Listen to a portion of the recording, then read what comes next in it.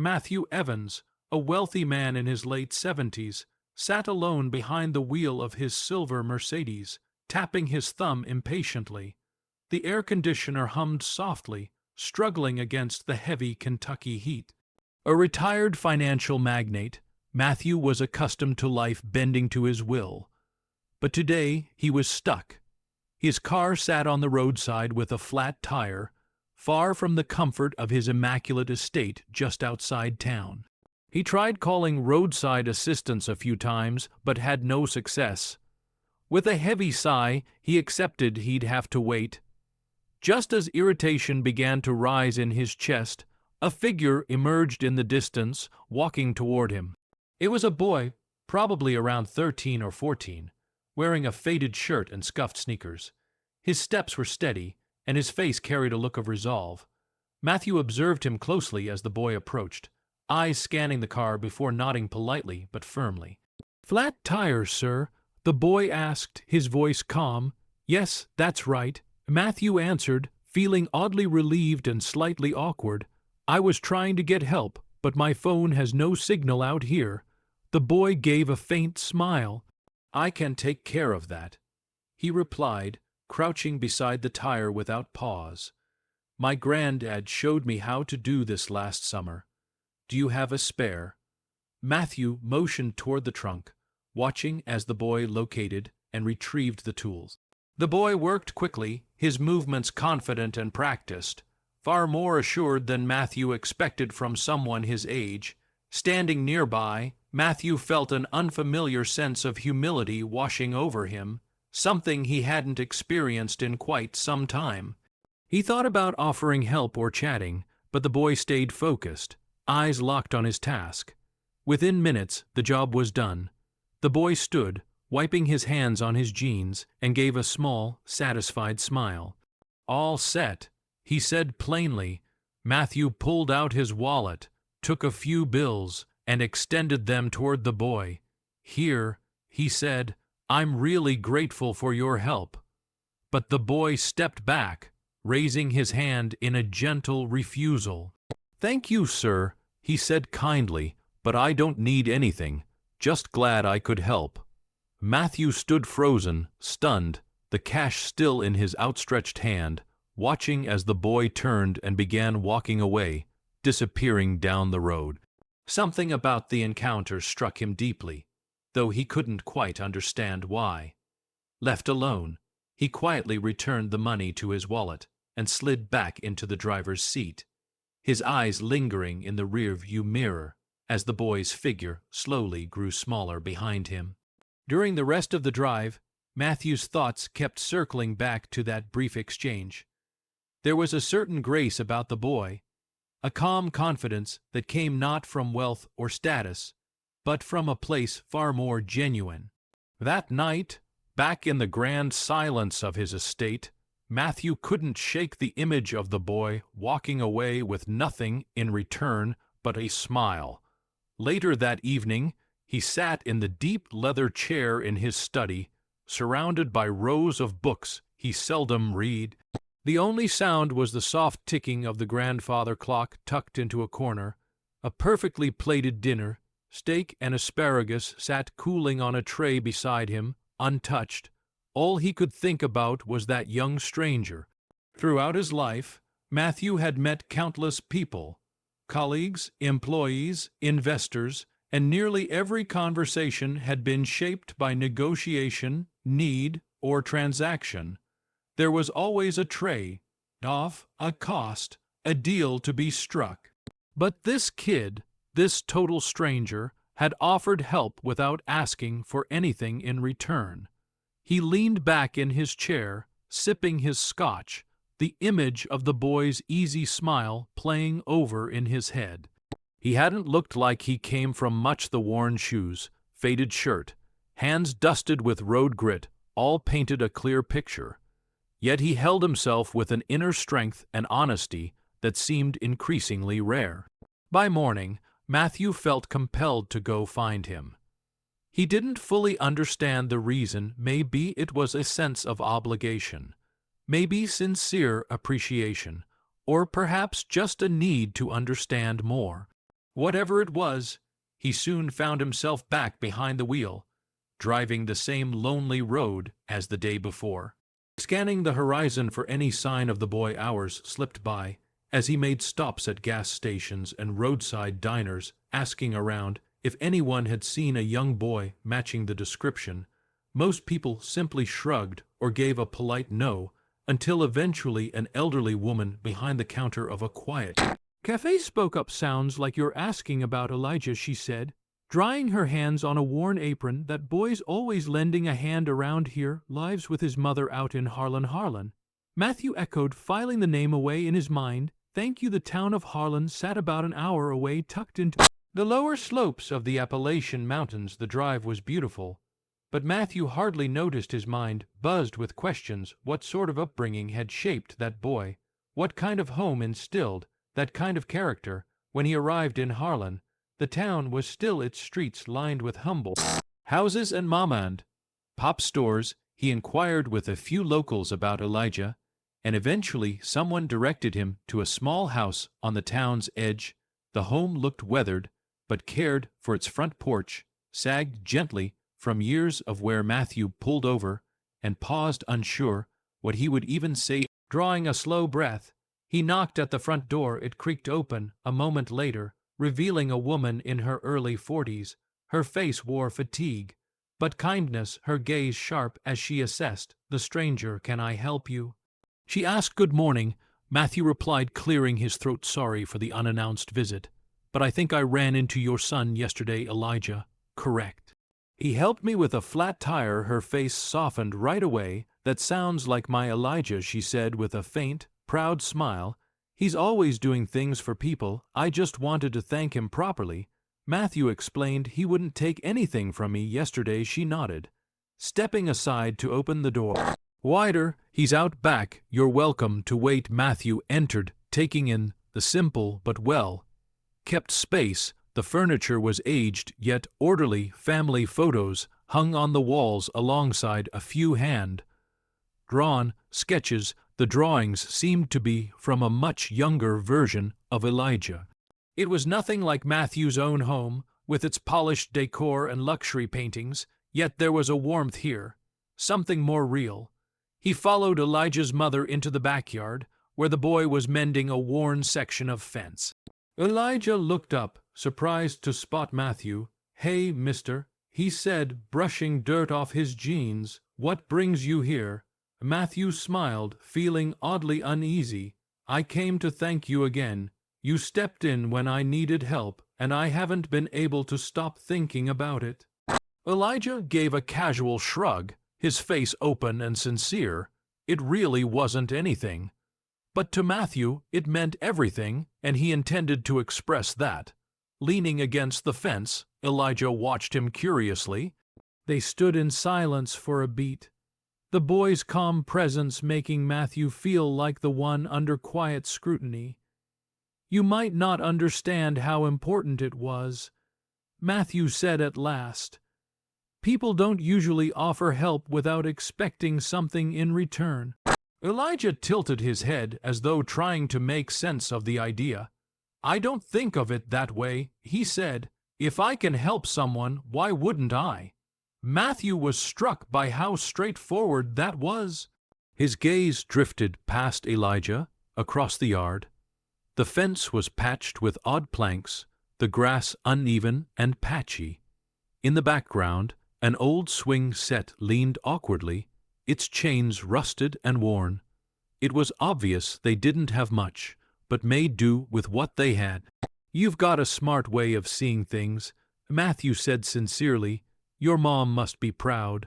Elijah smiled, glancing toward the house. "She works hard. I just try to do my part." Matthew stood quietly, letting that settle. It reminded him of his own youth, growing up in a place not unlike this. His parents had worked non-stop to get by, instilling in him the importance of effort and grit. In time, he drifted from those roots, chasing success and material gain. Now, standing in this modest backyard, a strange mix of longing and guilt settled over him. "I'd like to do something for you and your family," Matthew offered, finally. Elijah stood up straighter, eyes cautious. "We're okay, mister. We don't need anything. It's not about need," Matthew said firmly. "It's about doing what's right. You helped me, and I want to return the kindness." Before Elijah could say anything, his mother appeared on the porch, drying her hands with a dish towel. "Elijah, come inside and wash up for lunch," she called. Then, looking at Matthew, she added, "Would you like to join us? It's nothing special, but you're welcome." Matthew paused, caught off guard by the offer. He wasn't used to such openness, but something about her tone left no space for polite refusals. "I'd appreciate that," he replied, stepping inside behind her. The kitchen was warm with the scent of home-made bread and oven, roasted vegetables. The dining table, though small and surrounded by an assortment of chairs, was carefully prepared. Matthew sat down, his tailored suit feeling out of place against the home's simple charm. Elijah, after rinsing his hands at the sink, took a seat as well, his cheerful expression unchanged. During the meal, Matthew listened as Elijah spoke about school, his friends, and his dream of becoming an engineer. His mother chimed in with stories of the neighborhood, her voice calm and proud, reflecting on the way people looked after one another. Matthew found himself fully engaged, a warmth growing inside him, one he hadn't felt in a long time. Though he had wealth and prestige, his own house lacked this, the comfort of laughter and meaningful connection. After the meal, while they cleaned up, Matthew turned to Elijah's mother. "You've raised an exceptional young man," he said. "He has more integrity than most I've met." She beamed, eyes full of emotion. "Thank you. He's a good kid, though it hasn't always been easy. We've learned to be thankful for the little things."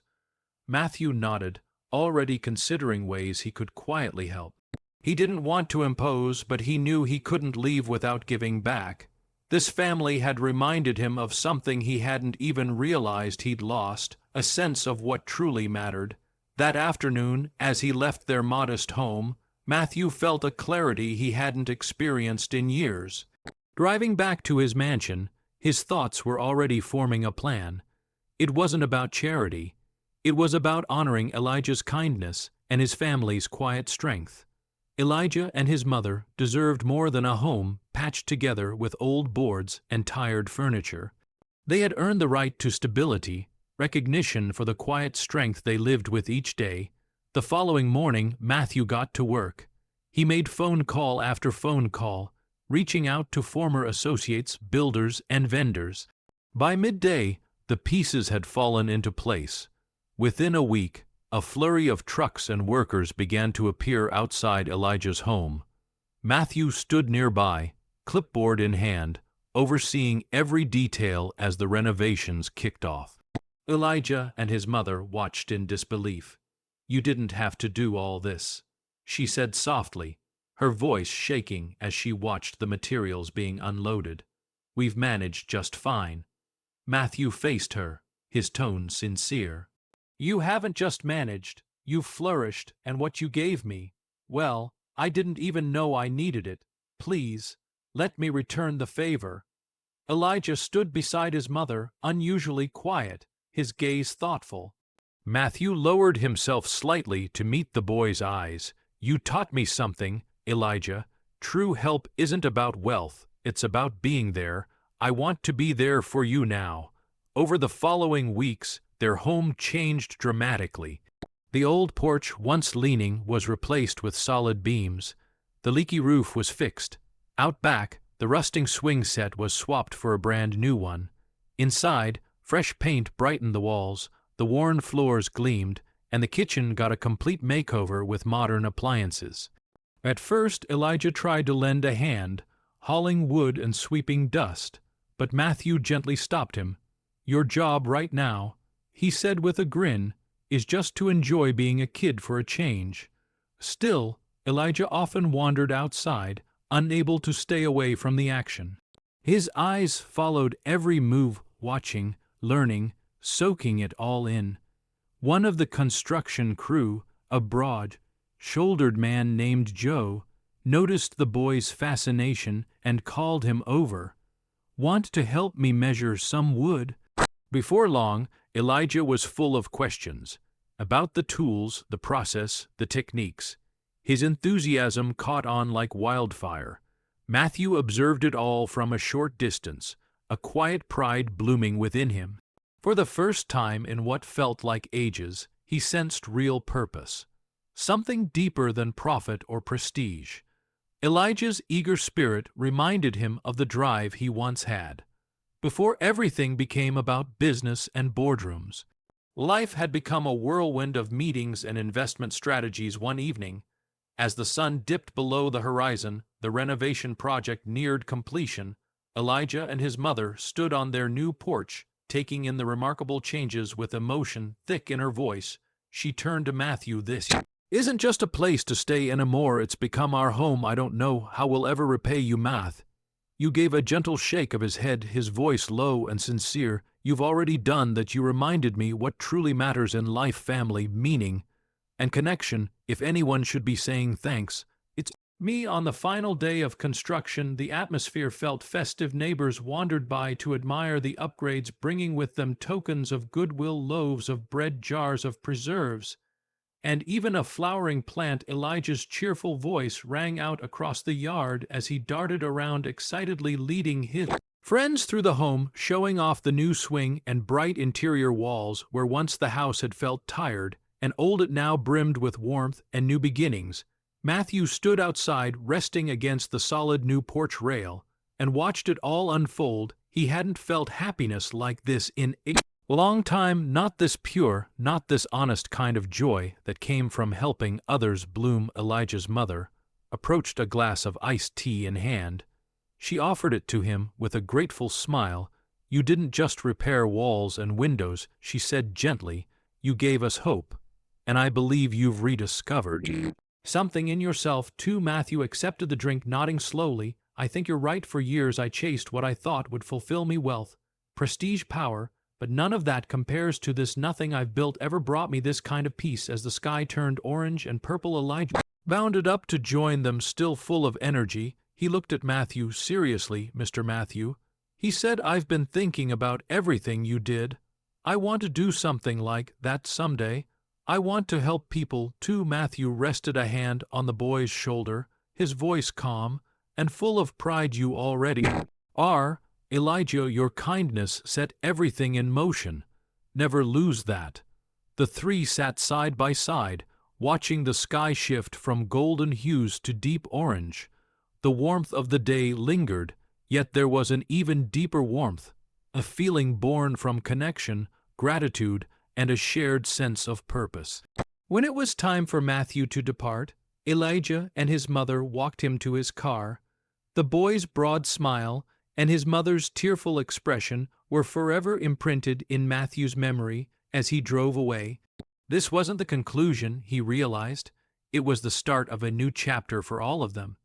In the weeks that followed, more changes unfolded. Elijah's growing interest in construction blossomed into a true passion. Matthew arranged for him to shadow the workers who had renovated the house. Elijah eagerly absorbed every piece of knowledge, hungry to learn. Matthew, too, found himself returning to Harlan time and again. Each visit felt less like a trip and more like coming home. No longer an outsider in their lives, he was part of something greater, and for the first time in years he felt at peace. The story closed where it began, in a small town with a big heart, where one young boy's act of kindness reminded an old man of life's most important lesson. It's not about what you own, but what you give.